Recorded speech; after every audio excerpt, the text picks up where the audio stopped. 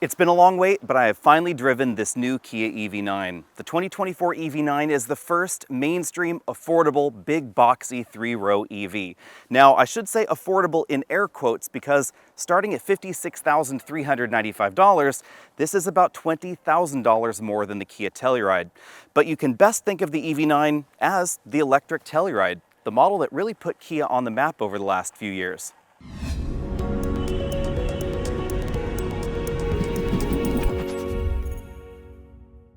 The EV9 is not the first three-row EV in America, of course. We've had the Tesla Model X for quite some time, but because it's more of a big bubbly SUV, it doesn't have the rear seat practicality that we find in the EV9. Now, we should get back to the price tag for a bit. Bearing in mind that this is going to be Kia's most expensive product in North America, they definitely needed to make sure it looked the part. And I would say they achieved that, especially in the top-end GT line trim. Kia says that the majority of EV9s sold are probably going to be this trim and the one just below it. So they don't expect to sell too many of those $56,000 base models. And that's part of why we have all the extra visual jewelry going on up front. These multi-module LED headlights. There are 6 modules for the high beam, 6 modules for the low beam over there. We have this LED accent strip in there, which is very distinctive. And if you get the GT line, we have these little LEDs integrated into the bumper right next to the headlight.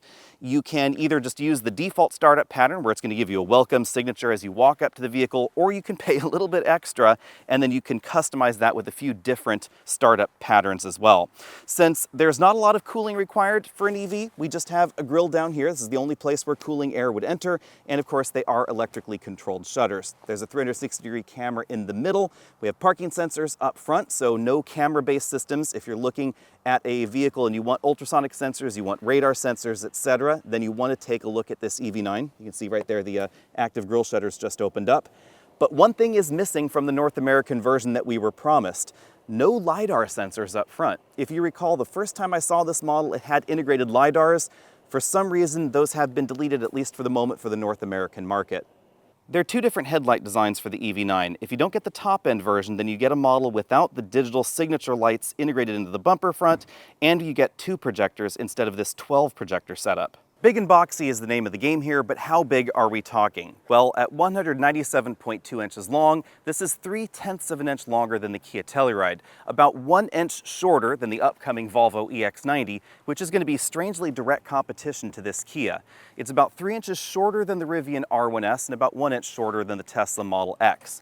When you take a look at the form though, this boxy back end is nothing like the Tesla. It's definitely very Rivian and very Volvo in the fact that we have a very horizontal roofline and a fairly squared off cargo area in the back. And that's because this isn't just Telluride sized on the outside. It actually is slightly larger than Telluride sized on the inside, especially when it comes to third row headroom. It has notably more headroom than we find in a Tesla Model X, about 2 inches more, and combined legroom is very similar to the best three-row SUVs in America right now. As you'd expect, there are a few different wheel and tire options. Because I'm driving the GT line trim, we have the widest tires available, running on 21-inch rims. Let me know what you think of the style. I think this is certainly more attractive than the sort of double pyramid look we find in some of the other trims, but I am shocked that these are 285 width tires. These are some of the widest tires Kia has ever used on a vehicle. And that's pretty logical because this top-end GT line trim weighs nearly 6,000 pounds. It's actually just under 5,900 pounds.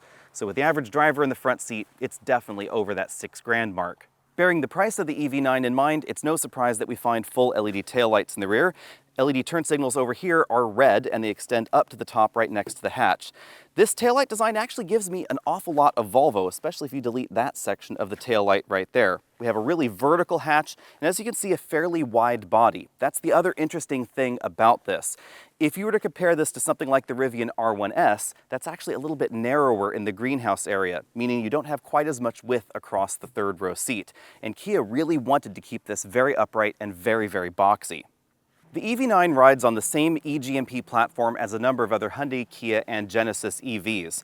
But this is the next generation of the platform, so we find different electric motors and different batteries in this as well. There are going to be 2 different battery capacities. 76.1 kilowatt hours is going to be standard. 99.8 is the optional extended range battery pack. That battery is smaller than the one that we find in the direct competition, like the R1S or the Volvo EX90, but remember the price tag of the EV9. Although Remember that that price tag is largely because of the battery pack, and big batteries are definitely expensive. There are going to be 4 different power levels depending on the model you get. If you get the base battery pack rear-wheel drive, you'll get 230 miles of range and 215 horsepower with a single motor in the back. If you want the long-range base model, that gives you the 99.8 kilowatt-hour battery pack. Range goes up to 304 miles, but horsepower actually drops down to 201 horsepower. And the reason for that is that the bigger battery pack has a lower operating voltage than the smaller battery pack, and that's likely why we see that reduction in power on the rear. If you want all-wheel drive, that will give you 379 horsepower thanks to 2 different electric motors. In a bit of a change from the all-wheel drive version of the EV6, the all-wheel drive EV9 is going to use a symmetrical motor layout. So the front electric motor and the back electric motor both produce 189.5 horsepower. Torque comes in at either 443 or 516 pound-feet of torque. The GT line is going to get the higher torque option standard. The others will start with 443, and then you could pay extra via an over-the-air update to get the extra torque. Obviously, there's going to be a range penalty with the 2 electric motors, but it's not as big as I thought. When it comes to range and efficiency, there are a lot of variables in play. Most versions of the EV9 will come in below 100 mpge on the combined cycle. Always remember that highway fuel economy, especially in something big and boxy like this, is going to be lower than that combined range score. So the base version of the EV9 may be rated for 230 miles of combined range, but out on the highway, expect that to be 15 to 20% less, depending on how fast you're going. Kia has made a big deal out of the coefficient of drag of the EV9, which is indeed very, very low. But people get confused with coefficient of drag. It's not an absolute, it's a coefficient. I'll let you Google the difference, of course, but in a nutshell, this is slippery compared to vehicles of relatively similar shape and size. It is not slipperier than something like a Kia EV6, so it's still going to take more energy to drive this down the road than a smaller, less boxy EV. If you want 3 rows and you want high efficiency, there are going to be better options out there. Charging happens behind electric door number 1 on the rear quarter panel. Back here you find a CCS charge connector standard. Starting in 2025, Kia has said that they're going to adopt the NACS connector, also known as the J3400 connector. There will be adapters available if you buy an EV9 now, and then at some point this will have that native connector on board. But the charging rates and charging speeds will remain essentially the same. And those charging speeds will depend on the kind of power you have available. Obviously, with this big battery pack, if you only are charging it at 110 volts, it's going to take about 100 hours to completely charge the battery. If you have a level 2 EVSE at home, that could drop down to 7 to 9 hours depending on which battery pack you get, thanks to an onboard 10.9 kilowatt AC charger.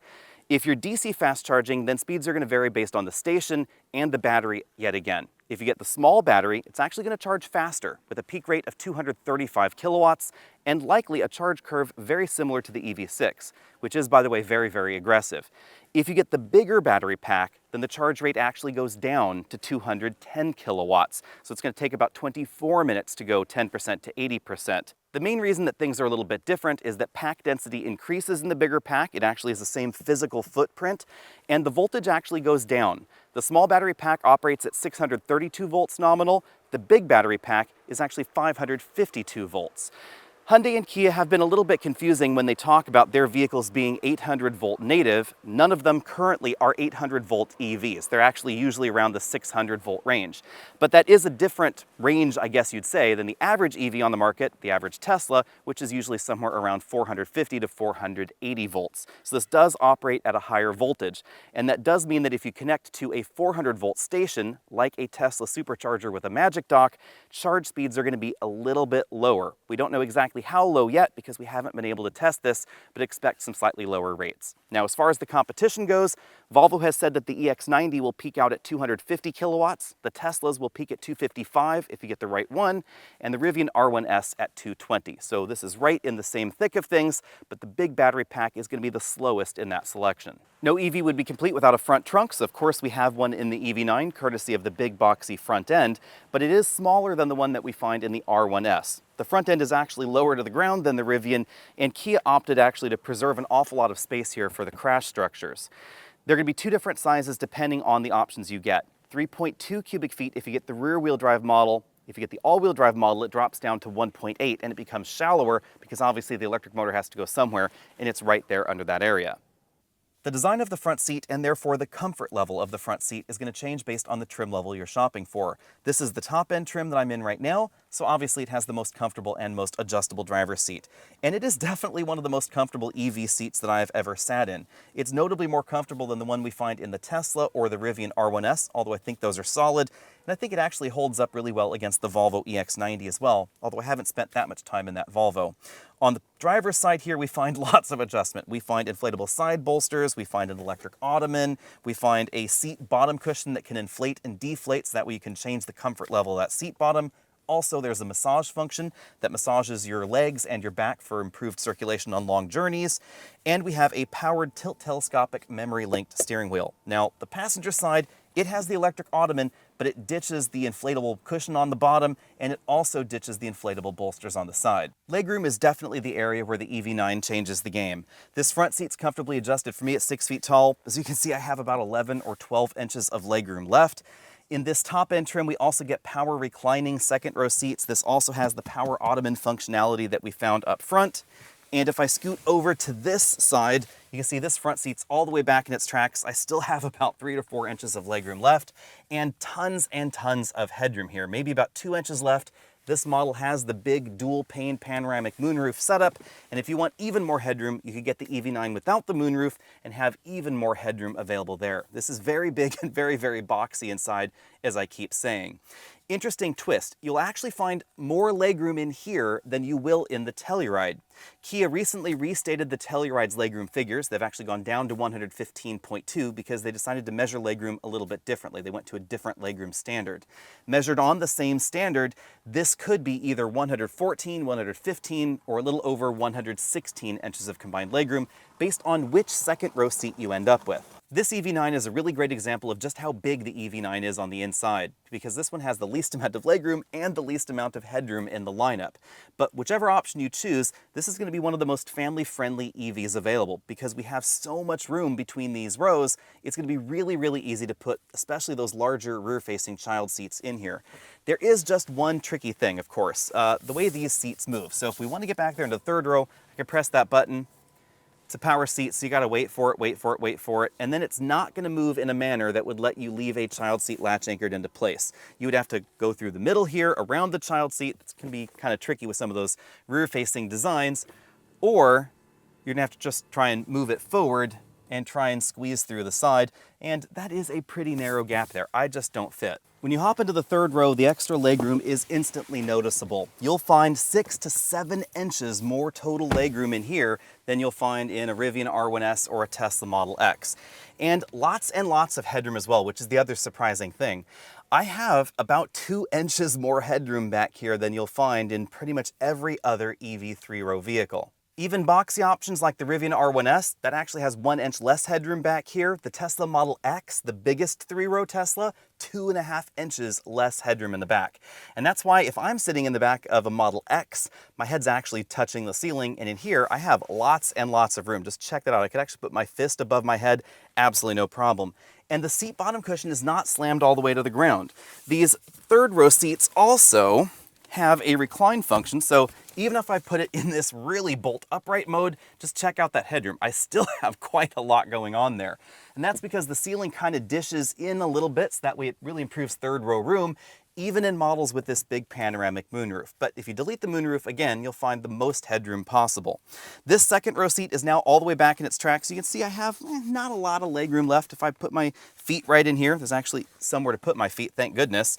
I have maybe half an inch of legroom.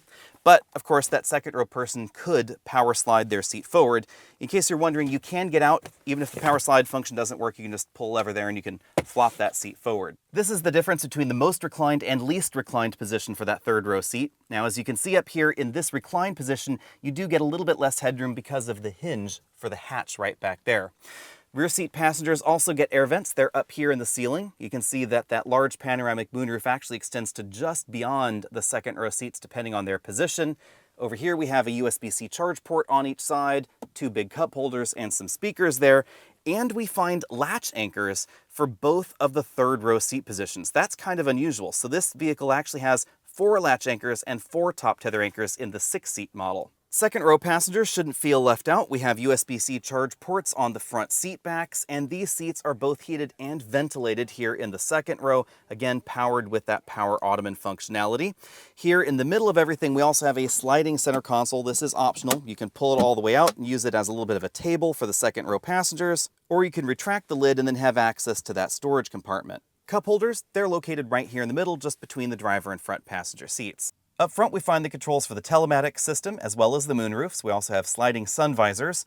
Now about the moonroofs, this front one is a pretty standard size moonroof. This is the only one that opens, and it has a manual shade. The next moonroof is the one right back there. It has a big powered shade, and again, it extends to just beyond those rear passengers' heads, depending on that seat position. We find manual sunshades on the rear doors in this trim, height adjustable shoulder belts and height adjustable headrests for the two front seats. And you'll notice that the headrests are not the same design in here. The front headrests have this sort of mesh texture to them. They're just a little bit cushier, a little bit more comfortable in this model. The upholstery has the GT line logo embossed in it. These seats are both heated and ventilated, so we have those perforations there in the middle. And again, those power controls for moving that forward and backward from the rear seat. I've always kind of thought that was an interesting touch there because I could see kids playing with that an awful lot. Moving over to the front doors, we find lots of soft touch material, so let's check out what's going on here. In the middle of the door panel, we have a fabric insert, then imitation leather, and then a soft touch injection molded upper section to the door. This is sort of a gloss gray plastic trim right there in the door. You'll find the controls for the heated and ventilated seats over there. There's a pretty large storage area down there on the bottom of the door. You can see that's all done in hard plastic. Moving on over to the door, I definitely get a little bit of modern Volvo vibes with this fabric insert here in the dash and the ambient lighting below. Certainly not a bad thing to be reminded of when we're talking about a Kia. This is kind of sort of imitation carbon fiber on the dashboard here. Hard materials there, of course. Soft touch injection molded materials up above, but not overly squishy. Then down below we find another soft touch section in this area, and then a big bin-style glove compartment. That is absolutely enormous, and it has another tier to it, so you'd have no problem fitting large laptops in there, not just tablet computers. Moving over to the middle of the dashboard, we of course find Kia's two-screen setup here in the dashboard, with one infotainment screen right there in the middle of everything. We then have some touch LED controls over here on this side, and then a full LCD instrument cluster on the left. Kia decided not to imitate the styling from the EV6, so instead of that dual-purpose LED touch button bank that we find in the EV6 and some other Kia models, we have physical toggles for the temperature and fan speed, the mode over there, temperature for the passenger, and then a power volume knob control right there in the middle. Then above that, we have touch buttons for various infotainment controls, but you don't need to use the touch controls here if you don't want to, and they are illuminated at night, which is a nice touch. You notice this has the latest version of Kia's infotainment software, so of course it's going to do things like charge routing if you use the native mapping on the system right there. The map look itself is very similar to what we've seen from Kia before. Then to the left of that, we have touch controls for the climate control system, so you don't need to go digging around in there if you don't want to. You can use this touch button bank. Most people are probably going to keep it on the auto mode most of the time. I do find this display just a little bit discordant with the big LCD on one side and the big LCD over there. I kind of wish they just made the LCD here bigger and just included those controls in it. Over on the driver's side, we find a full color LCD instrument cluster. It is of course configurable, but not as configurable as like a Mercedes instrument cluster would be. And then above that, we find a full color heads-up display, something that we still don't find available in some of the luxury options. The steering wheel is an interesting change for Kia because it's surprisingly sporty for ostensibly a three-row family EV. We have pretty big sport grips up there, it's nice and meaty around the middle, and it has a flat bottom and flat top. In the middle of this spoke area here, we find the drive mode button and the four-wheel drive lock button. That's going to try and balance power front and rear 50-50. Over here we find the controls for the standard adaptive cruise control system, also some buttons for that multifunction LCD instrument cluster, and then over here we find infotainment controls. The shifter and the power button, those are actually down here behind the steering wheel, so you can actually see that from a different angle. Park is this button at the end there, and then we rotate it for drive, pull it back for reverse, and then the power button is that one right over there. The column shifter allowed Kia to free up a lot of space here in the center of the vehicle. We have this sort of floating console design. You can see we have a flat floor there, USB input right here for the system, and a USB charge only port. Interesting twist, you can actually choose whether this is going to be USB input or a USB access port for the system. You don't have to use it if you don't want to, because now this big screen supports wireless CarPlay and Android Auto. Again, flat floor down there. You can see a lot of storage space in that area, just underneath that floating console area. That's where I have chosen to stuff my phone. There's also a bag in there. Lots of storage space, more of this fabric right here in the middle area, and then two big cup holders right in the middle of everything. This is a design we've seen from Kia for a while, where you can push in these rings and use this as a flat storage area, or you can pop them out like that. Down here we have auto brake hold, hill descent control, the 360-degree camera button, fingerprint sensor if you want to use that for starting the vehicle. And speaking of starting the vehicle, here is the new key design. It's got buttons on the side, as we've seen from Kia for a while. This, of course, has the smart park system on it, remote start. You can actually open the frunk now using the remote or using the app, etc. We then have a little bit of storage space right here in the middle. It's a fairly shallow storage bin here because of that big slide-out storage bin that we find there. Depending on the version of the Kia that you get, you'll get a different console with rearranged storage, but there's still going to be a lot of it, even in the less expensive versions. Cargo capacity is surprisingly competitive with the Telluride as well. Back here we find over 20 cubic feet of cargo capacity behind the third row seats, and that's enough room for you to actually put a number of these 22-inch roller bags stacked up across the rear and still close the power hatch. Also surprising, there's actually a little bit of storage space under that load floor, so that's not all you get. You also get access to this area down here. This is where you're going to find the Can-A-Fix-A-Flat and the tire inflator, because of course, no spare tire. That is one thing you're going to have to give up. On the side of the cargo area, we find buttons to fold flat the second row seats. The third row seats, those are manual with that little tether right there, and we find a power inverter port. This vehicle has not just the vehicle to load feature that we find here, 15 amps, 125 volts there. It also has vehicle to home functionality. It's the first Kia in the lineup that will do that, but you're going to have to use an external home installed system that could cost you maybe $6,000 to $10,000 depending on exactly your installation situation. Out on the road, the EV9 is pretty much what you'd expect out of a big three-row Kia EV. Kia's been surprisingly dedicated to performance in their EVs, and the EV9 is no different. In some preliminary testing out here in Napa, some folks were able to get 4.8 and 4.9 seconds 0 to 60 in this nearly 6,000-pound three-row EV. Again, with the Kia logo on the front end. If you get the regular all-wheel drive model, that's going to stretch out about half a second, so the wind and the land trims with the same all-wheel drive motors, those are going to be a little bit slower. But if you want them to be this quick, you can get them this quick via an over-the-air software update. You'll actually be able to go to an app store for the EV9 where you can select a performance upgrade, and you can either rent it monthly or you can just buy it as a one-time fee for the vehicle, and then that feature will follow the car. There are also going to be some other store purchases that you can get, some streaming services, some parking edition features that'll back you in and out of a parking spot, and then some tweaks to the Tiger Nose grille where you can customize that LED array in the front bumper. All of that's going to be available. Some of those are going to be monthly charges, and some of those are going to be permanent features that you can buy and then will follow the vehicle around. Now, unfortunately, I don't have any ability to 0 to 60 test the base versions of this, but clearly the longest range version of this is going to be the slowest 0 to 60 because it's going to have the big battery and only 200 horsepower. But that 200 horsepower is going to happen on the rear. That's another interesting thing about the EV9. Kia could very easily have put the single electric motor up front, and maybe in some ways that might have made a bit more sense, but instead they chose to put one in the back and make it a bit more fun. And we actually will see even more fun versions, supposedly, of the EV9 coming in the future. It's a little bit difficult to see into the crystal ball at the moment, but all indications point to a high-performance version of the EV9 coming soon. Kia has all but confirmed its model's existence. As far as the 6 to 0 stopping distance goes, I don't have any numbers yet, but I wouldn't be surprised if this was in the neighborhood of about 120 feet. Probably pretty similar to the Kia Telluride, at least for this model, and that's because of those wide 285 width tires. That's another surprising thing. And it's also an indicator that Kia has some pretty interesting plans for this platform, because they could very easily have designed this to have smaller wheel wells and really only accommodate maybe 255 or 265 width tires, but instead they went in the other direction and put some really wide shoes on this. And thanks to those wide shoes, the EV9 is surprisingly capable of dancing. Out on some of the winding mountain roads that we've been on here, the body roll is really kept to a minimum, there's not a lot of tip and dive, and the suspension tune is a little bit firmer than I had expected. According to some preliminary skid pad numbers, it looks like this will actually road hold a little bit better than the Kia Telluride, and that's with the EcoFocus tires we have on this model. If you wanted to swap them out for some summer tires, you could probably do that and get even better grip. Now, we should talk about the ride quality. because it is a little bit firmer than you might suspect, and certainly a bit firmer than the Telluride. It also has a little bit of that same flavor that we find in some other big battery EVs, like a Mach-E or some Tesla models, definitely some of the luxury vehicles that are maybe have a little bit more of a sporty bend than we find in some EVs.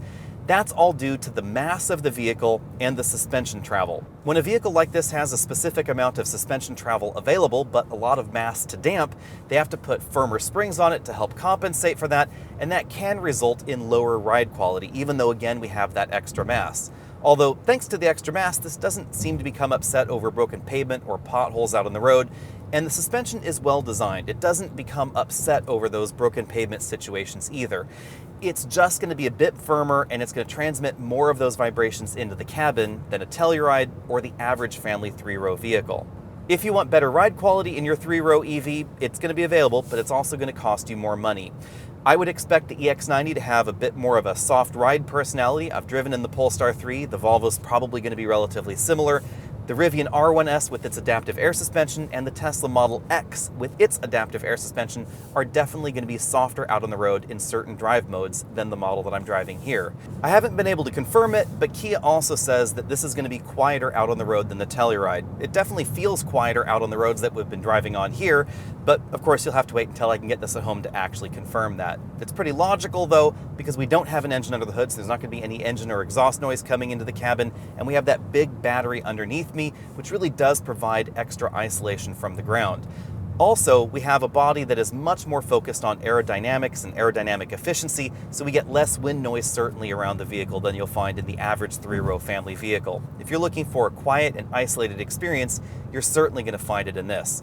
And if you want some extra engine noises or, whatever noises you want to call whatever is being played through the speakers, you can dial that up or you can turn it completely off if you're not a fan of it. It's a bit difficult to talk about efficiency at the moment because I haven't been able to drive this on our usual test loop, and the country highways that we have been driving on have speed limits of 55 to 65 miles an hour, and those are pretty ideal speeds for high efficiency driving.